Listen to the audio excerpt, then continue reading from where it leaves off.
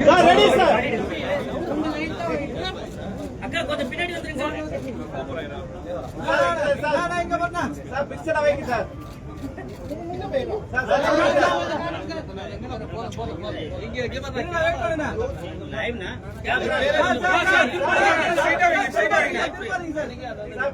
Sir. அப்படியே அப்படியே வைங்க.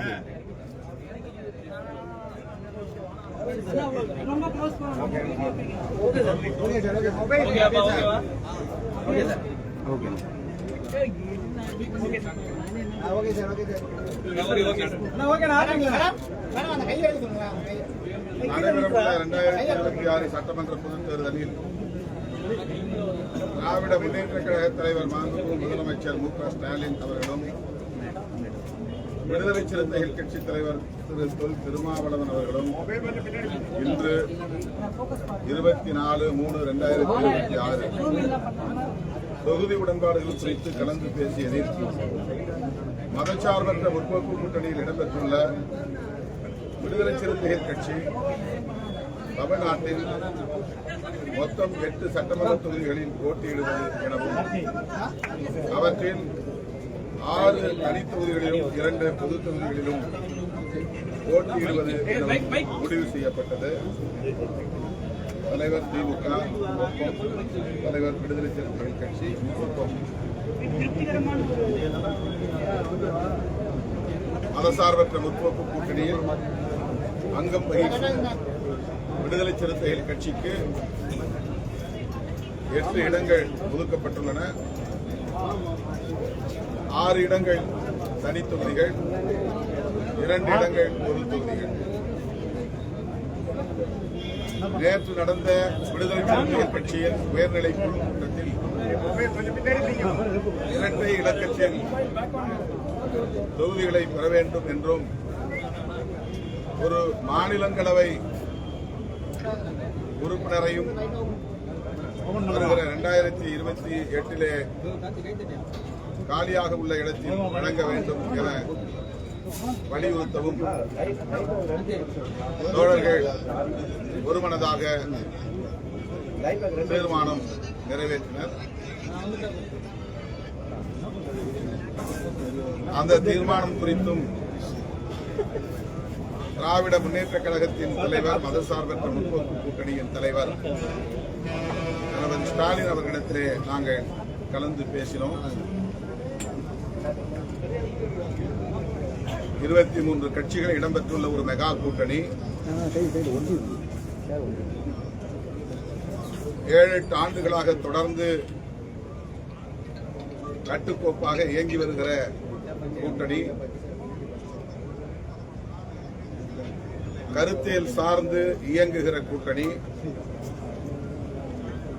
தமிழ்நாட்டில் மட்டுமல்ல அகில இந்திய அளவில் மதவெறி சக்திகள், சாதிவெறி சக்திகள்,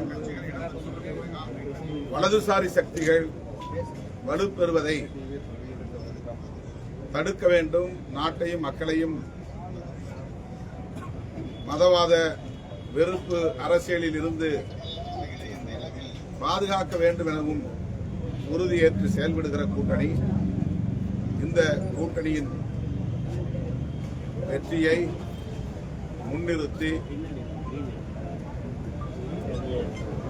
அனைத்து கோணங்களிலும்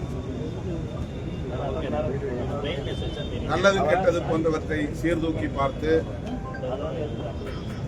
விடுதலை சிறுத்தைகளின் நலன் எவ்வளவு முக்கியமோ அந்த அளவுக்கு நாம் அங்க வகிக்கும் கூட்டணியின் நலன்களும் முக்கியமானது என்பதையும் கருத்தில் கொண்டு இந்த முடிவுக்கு விடுதலை சிறுத்தைகள் கட்சி உடன்பட்டிருக்கிறது. தொடர்ந்து திராவிட முன்னேற்ற கழகத்தோடு நாங்கள் பயணிப்பதற்கு, மதசார்பற்ற முற்போக்கு கூட்டணியில் பயணிப்பதற்கு முதன்மையான காரணம் இடதுசாரி ஜனநாயக அரசியல் தமிழ் மண்ணில் பாதுகாக்கப்பட வேண்டும் என்பதுதான். வலதுசாரி பிற்போக்கு அரசியல் காலூன்றிவிடக்கூடாது, வலுப்பெற்றுவிடக்கூடாது, அது தமிழ்நாட்டுக்கும் நல்லதல்ல, இந்திய தேசத்திற்கும் நல்லதல்ல என்கிற பார்வையில் இருந்துதான் என்பதை அவ்வப்போது நாங்கள் தெளிவுபடுத்தியிருக்கிறோம், உறுதிப்படுத்தியிருக்கிறோம். அதே அடிப்படையில் தான் இந்த பேச்சுவார்த்தையையும் நாங்கள் நடத்தி முடித்திருக்கிறோம். எனவே 8 தொகுதிகளில் இன்றைக்கு கையெழுத்திட்டிருக்கிறோம். 200க்கும் மேற்பட்ட இடங்களில் இந்த கூட்டணி வெற்றி பெற வேண்டும் என்கிற வேட்கையோடு, தீவிர முனைப்போடு விடுதலை சிறுத்தைகள் தேர்தல் பணிகளை முன்னெடுப்போம். தமிழ்நாட்டு மக்களின் பேராதரவோடு இந்த கூட்டணி மாபெரும் வெற்றி பெறும். ஒருபுறம் வலதுசாரிகள், அதாவது சங் பரிவார்களின் தலைமையிலான வலதுசாரிகள், இன்னொரு புறம் புரட்சியாளர் அம்பேத்கர், தந்தை பெரியார், மாமேதை மார்க்ஸ் போன்ற மாமனிதர்களின் அரசியலை திரித்து பேசி திராவிட அரசியலுக்கு எதிராக களமாடுகிறோம் என்கிற பெயரில் சமூக நீதி அரசியலுக்கு வேட்டு வைக்கும், உலை வைக்கும் முயற்சியில் ஈடுபடுகிற திரிபுவாத சக்திகள். ஆகவே வலதுசாரி சக்திகளையும் திரிபுவாத சக்திகளையும் வீழ்த்த வேண்டிய பொறுப்பு விடுதலை சிறுத்தைகள் கட்சிக்கு யாரையும் விட கூடுதலாக இருக்கிறது என்று நாங்கள் உணர்கிறோம்.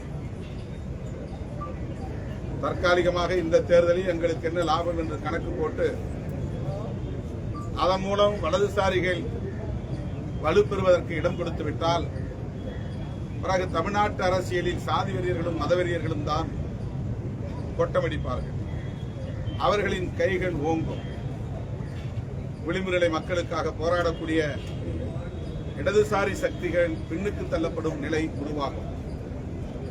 என்னுடைய பார்வையில் இன்றைக்கு விடுதலை சிறுத்தைகள் கட்சிக்கு தந்திருக்கிற 8 தொகுதிகளும் கம்யூனிஸ்ட் கட்சிகளுக்கு தந்திருக்கிற 10 தொகுதிகளும் சேர்த்து 18 தொகுதிகள் இடதுசாரி அரசியலை பாதுகாப்பதற்காக போராடக்கூடிய இயக்கங்களுக்கு திமுக வழங்கியிருக்கிறது என்றுதான் நான் புரிந்து கொள்கிறேன். விடுதலை சிறுத்தைகள், இடதுசாரிகள் மற்றும் முஸ்லீம் லீக், முஸ்லீம் அமைப்புகள் சிறுபான்மையினரின் ஜனநாயக உரிமைகளை பாதுகாக்கிற சக்திகள். ஆக இந்த கட்சிகளுக்கெல்லாம் ஒதுக்கப்பட்டிருக்கிற இந்த இடங்கள் மேலோட்டமாக பார்த்தால் எண்ணிக்கையிலே குறைவு என்று தோன்றும். ஆனால் எல்லா திசைகளிலும் நாம் கூட்டி கழித்து கணக்கு போட்டு பார்த்தால் வெற்றி ஒன்றே இலக்கு. வெற்றியை அடிப்படையாக கொண்டே இவற்றை நாங்கள் தீர்மானித்திருக்கிறோம். 1-2 தொகுதிகளுக்காக முரண்பட்டு கூட்டணிக்குள்ளே சலசலப்பை உருவாக்கி வெற்றிக்கான வாய்ப்புகளை நாம் சேதப்படுத்திவிடக் கூடாது என்கிற பொறுப்புணர்வோடுதான் இந்த நிலைப்பாட்டை நாங்கள் எடுத்திருக்கிறோம். இதில் எங்களுக்கு மனநிறைவு உள்ளது. புதுச்சேரியில் தனித்து போட்டி என்று நாங்கள் அறிவித்திருக்கிறோம். 3 தொகுதிகளில் நாங்கள் நாமினேஷன் செய்திருந்தோம். ஏன் 3 தொகுதிகளில் நாமினேஷன் செய்ய வேண்டிய நிலை ஏற்பட்டது என்றால், வேட்புமனு தாக்கல் செய்வதற்கு கடைசி நிமிடம் வரையில் கூட்டணி உறுதிப்படவில்லை. திமுக காங்கிரசுக்கு இடையே கிட்டத்தட்ட 7 நாட்கள் 8 நாட்கள் இடைவிடாமல் பேச்சுவார்த்தை நடந்து கொண்டே இருந்தது. அந்த பேச்சுவார்த்தையில் எண்ணிக்கையே முடிவாகவில்லை. இந்த நிலையில் வேட்புமனு தாக்கல் செய்வதற்கான கால அவகாசம் முடிந்துவிடும் என்பதனால் முன்னெச்சரிக்கையாக நாங்கள் 3 தொகுதிகளில் வேட்புமனு தாக்கல் செய்திருந்தோம். உசுடு தொகுதியிலும் நெட்டப்பாக்கம் தொகுதியிலும் தனி தொகுதிகள் இந்த 2லும் எமது கட்சியின் முன்னணி தோழர்கள் வேட்புமனு தாக்கல் செய்திருக்கிறார்கள். அதேபோல உழவர்கரை பொது தொகுதி கடந்த ஆண்டு எங்களுக்கு காங்கிரஸ் அந்த தொகுதியைத்தான் ஒதுக்கியது. தனி தொகுதியை நாங்கள் கேட்டோம். இல்லை உழவர்கரையை எடுத்துக் கொள்ளுங்கள் என்று போன முறை காங்கிரஸ் எங்களுக்கு அந்த தொகுதியை தந்தது. ஆகவே இந்த முறையும் 6000க்கும் மேற்பட்ட வாக்குகளை வாங்கிய தொகுதி என்பதனால் இந்த முறையும் அந்த தொகுதி எங்களுக்கு வேண்டும் என்று 3 தொகுதிகளை எழுதி கொடுத்திருந்தோம். கடைசியாக வேட்புமனு தாக்கல் முடிந்த பிறகு விடுதலை சிறுத்தைகள் கட்சிக்கு 1 தொகுதிதான் என்ற அறிவிப்பு வெளியானது. ஆனால் அந்த 1 தொகுதியிலும் காங்கிரஸ் சார்பிலே வேட்புமனு தாக்கல் செய்தவர்கள், தனி தொகுதிகளிலும் வேட்புமனு தாக்கல் செய்தவர்கள் திரும்ப பெறுவதற்கு தயாராக இல்லை. அது இன்னும் இழுபறியாகத்தான் இருக்கிறது. காங்கிரஸ் கட்சியை சார்ந்த வேட்பாளர்கள் தனித்து சுயேட்சையாக போட்டியிட்டால் அல்லது காங்கிரஸ் சார்பில் போட்டியிட்டால் கூட்டணியில் என்ன பொருள் இருக்கிறது, என்ன அர்த்தம் இருக்கிறது என்கிற கேள்வி எழுகிறது. ஆகவேதான் அந்த 3 தொகுதிகளிலும் தனித்து போட்டி என்று அறிவித்திருக்கிறோம்.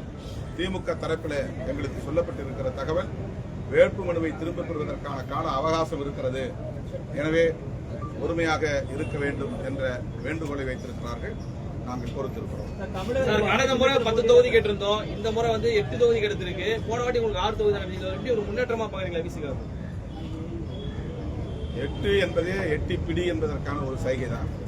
எங்கள் இலக்கை எட்டி பிடிப்பதற்கான ஒரு இடமாக இதை பார்க்கிறோம். எட்டுவோம், எங்கள் இலக்கை எட்டுவோம், வெற்றியை எட்டுவோம். நாங்கள் தமிழகத்தில் தவிர்க்க முடியாத ஒரு சக்தி என்பதை நிலைநாட்டுவோம்.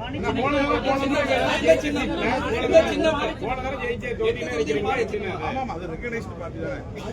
அங்கீகரிக்கப்பட்ட மாநில கட்சிக்கு பானை சின்னம் ஒதுக்கப்பட்டிருக்கிறது. அந்த சின்னம் எங்களுக்கான சின்னம். ஆகவே அந்த சின்னத்தில் தான் நாங்கள் போட்டியிடுவோம். சின்னம் குறித்து எந்த கேள்வியும் இப்போது இல்லை.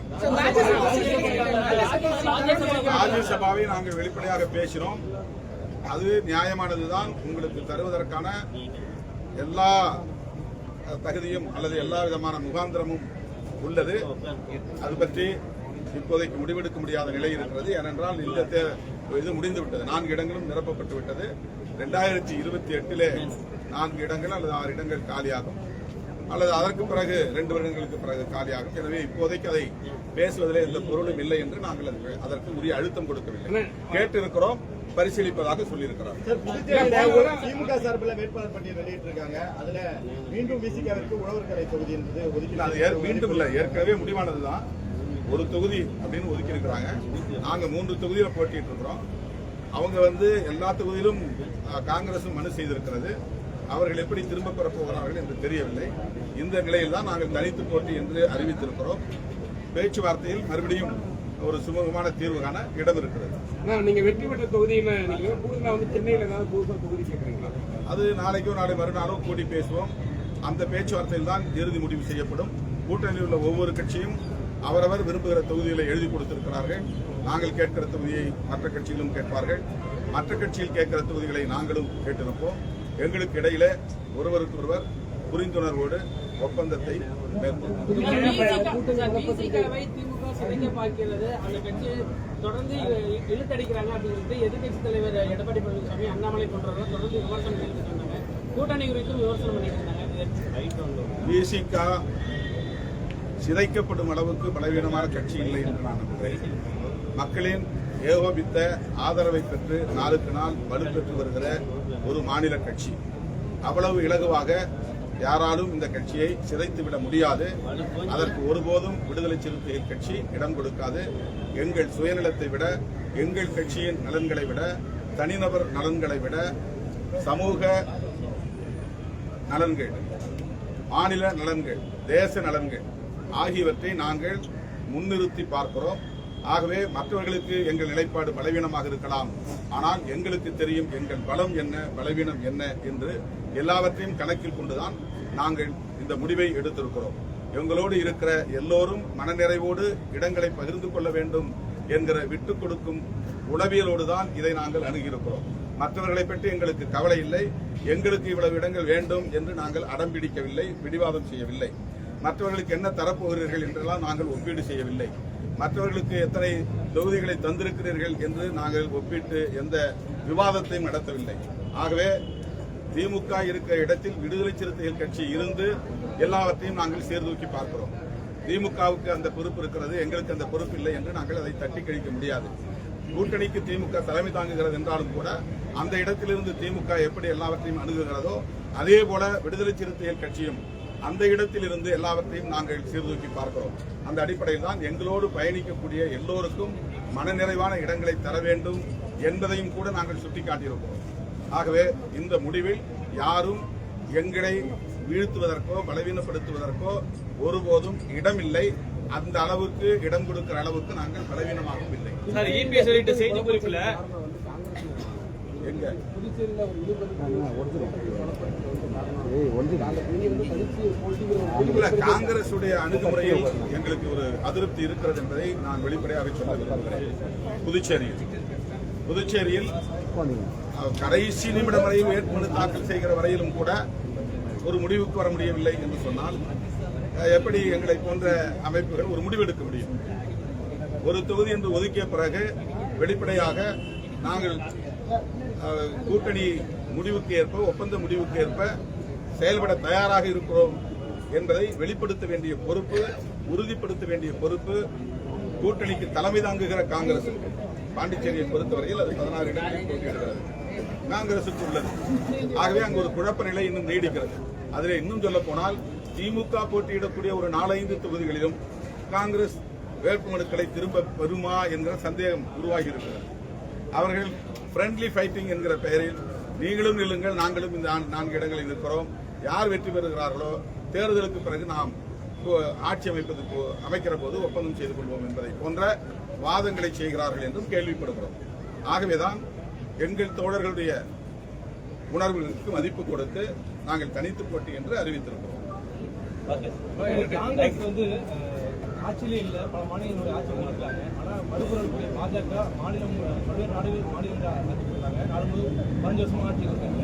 அந்த கட்சி கூட்டணிக்கு மதிப்பு 10 குறைச்சிக்கிறாங்க. ஆனா காங்கிரஸ் அவங்களுடைய நிலையை அறியாம தொடர்ச்சியா கூட்டணி கட்சிக்கு அழுத்தம் போட்டு தங்களை நிரூபிச்சுக்க முயற்சி பண்றாங்க. இந்த கேள்விக்கு நீங்க காங்கிரஸ் தலைவரிடம் கேள்வி விடையை எதிர்பார்க்க வேண்டும். இதை நாங்கள் கருத்து சொல்லவில்லை. காங்கிரஸ் தலைமையில் தலையிடாம இருக்கு, டெல்லி தலைமை வந்து இதை வேடிக்கை பார்க்கறாங்க. பொதுவா டெல்லியில இருந்து தான் எல்லா முடிவும் எடுப்பாங்க. மாநிலங்கள்ல அது பாண்டிச்சேரியா இருந்தாலும் தமிழ்நாடா இருந்தாலும் இறுதி முடிவு எடுக்கிற நிலை தேசிய கட்சி என்கிற முறையில் காங்கிரஸ் டெல்லியில இருந்து தான் கடைசி நிலைப்பாட்டை அறிவிப்பார்கள், முடிவை அறிவிப்பார்கள். காங்கிரஸ் தலையிடாமல் இருக்கிறது என்று சொல்ல முடியாது. காங்கிரஸ் தலையிடுகிறது.